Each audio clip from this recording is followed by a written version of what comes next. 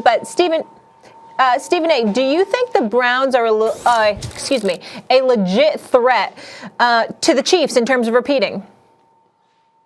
Well, I think so. And I say that recognizing that the Chiefs are the favorites and we would all pick them to win the Super Bowl. But I'm just looking at the rest of the AFC guys.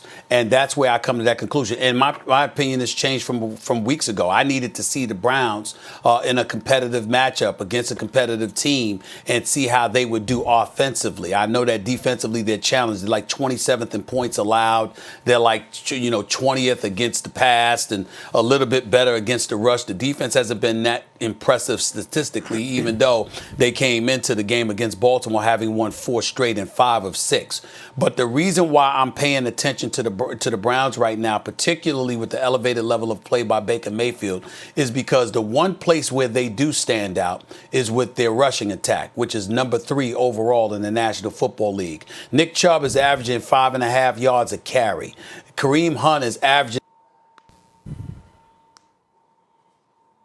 All right. It looks like we got a little bit of a technical difficulty with Stephen A. there. Max, you want to jump in?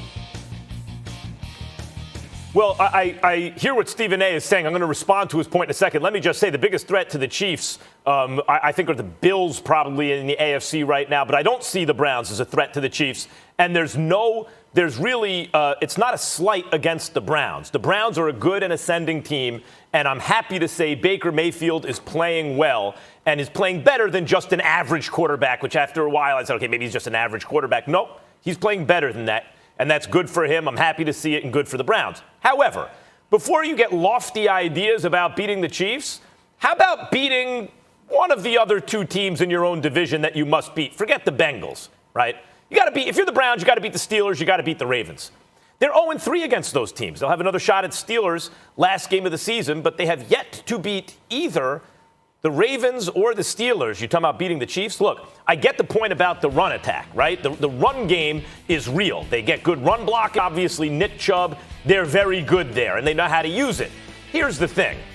Running the run game basically against a team like the Chiefs, what that's really about, not just testing their run defense, but it's about time of possession.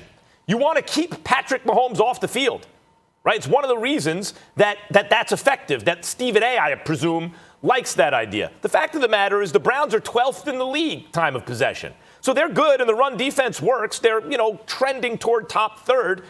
But Pittsburgh's better than that. The Bills are better than that. Pittsburgh does it by simulating a run game because they get no run blocking with those quick, short passes, right? The bottom line is the effect is the same. They possess the ball for more than the other team. That's the key to beating the Chiefs.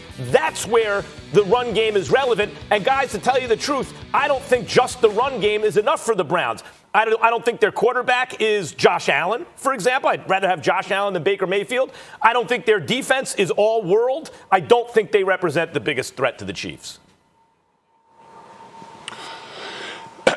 Yeah, I agree, Max. For me, the past few weeks is, I've come to the conclusion that the Buffalo Bills are the biggest challengers to the Kansas City Chiefs, and the primary reason is the quarterback.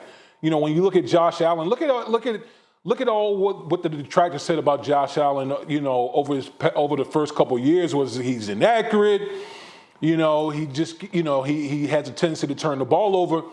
Then we move into year 3 of Josh Allen, and boy, what a big year this has been for Josh Allen. The jump that he's made, the moves that the Buffalo Bills front office made to really accelerate his learning curve and his ability to make plays in that offense. Bringing over Stephon Diggs has just been a godsend for Josh Allen. And we can see with the Buffalo Bills, particularly in the offense, they can beat you in many different ways. They have a group of skilled wide receivers that can beat you man-to-man coverage. They can beat zone coverage. They can do all the things necessary to score a bunch of points. And like you said, Max, when you look at the Buffalo Bills, it's not about rushing, rushing the football. I know what Stephen A. is talking about when he's talking about running the football, possessing the clock and all that. But ultimately, at the end of the day, you got to have difference makers. You have to have guys, particularly at the quarterback position, that can make those special type of plays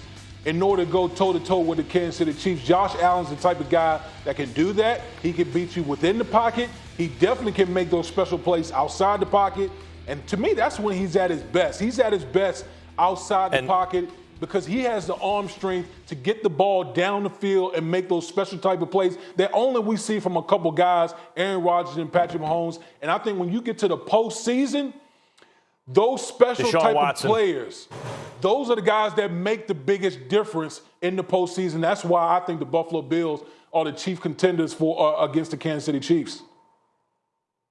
Well, here's where I disagree. First of all, let's understand what the question is here. It's about the Browns and being a legit threat to the Chiefs. I respect what I'm seeing from the Buffalo Bills. McDermott can really, really coach. I love what I'm seeing in terms of the ascension of Josh Allen, who's completing about 68% of his passes. I think he's got like 28 touchdowns, just 9 interceptions. He's been incredibly impressive. But they also have Stephon Diggs, who's been a stud, which means they're going to want to throw the football, which means that at some point in time, they're going to try to get in some semblance of a shootout with the Kansas City Chiefs. They went against them earlier this season, and we saw how that worked out.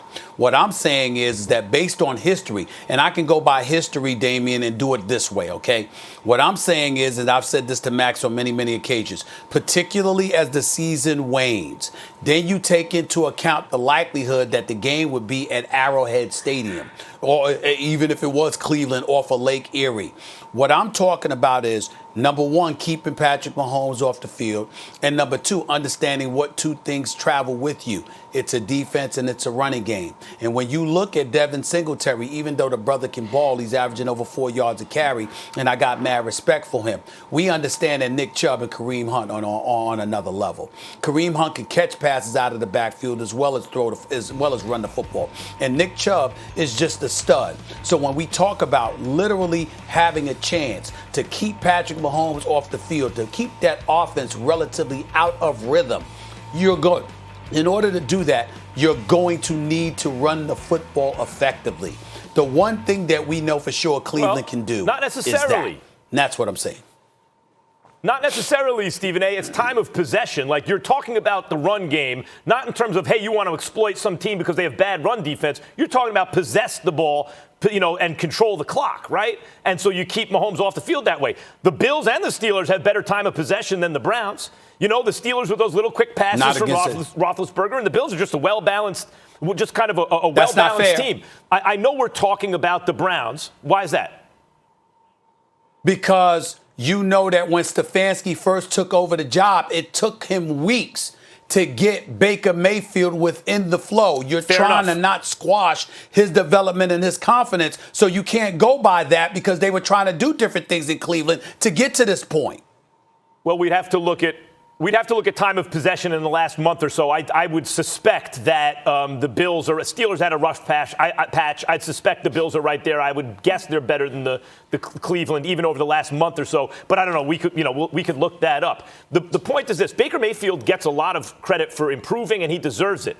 But and I know we're talking Browns. Damian brought up Josh Allen, age 22, roughly 1 touchdown to 1 interception, 50% completion. Age 23, 2 touchdowns to 1 interception, 60% completion.